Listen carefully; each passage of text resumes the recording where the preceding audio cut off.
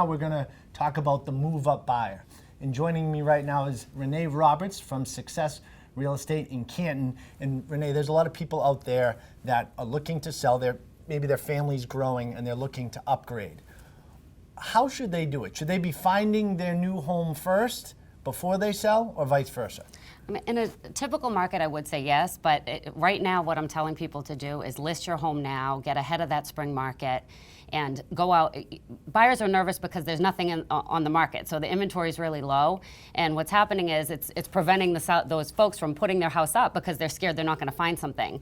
But what I'm seeing right now is that if someone does list their home subject to finding suitable housing, that buyers are still willing to make that offer because the inventory is low. They want to lock up the house that they like, and they're willing to wait and almost extend their closing date out longer than typically what I've seen before. So a lot of times buyers would want to close within 30 to 40 days. I'm seeing buyers that are willing to wait 90 to 120 days right now for a house, and that gives those sellers time to find a property, and hopefully the inventory will increase as the spring moves along. And that's interesting because that has not been the case of recent years. A lot of times people said you can't make it contingent upon suitable housing or finding another home. A lot of people got turned off by that, but it's working, it sounds like, in today's market. In my area, yeah, it is working, and I think that it also makes it easier for a seller. So when the house does come on the market that they want to purchase, they can be a little more competitive because the market's competitive, and they can, if their house is already under agreement, then their offer would be considered a lot more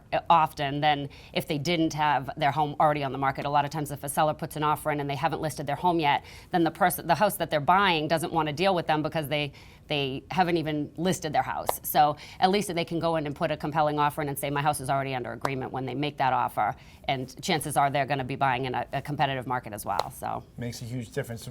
Really, for the seller / move-up buyer out there, you have to tweak your mindset, be open to not having a place to go, but having your place under agreement, knowing that you will hopefully find that dream home. And you always have the out. What you're saying is make it contingent to suitable housing. So if you don't find something, you can always back out of the deal. You haven't lost anything, yeah. I mean, take advantage of the market now. The prices are good. You'll get top dollar for your house right now in a short time frame, and if you can snag a buyer that's willing to wait for you, then that's the key.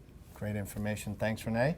And if you're in the Canton market and would like to connect with Renee and her team directly, you can go to their website at successincanton.com, and we have more market updates just like this one right here on boston.com.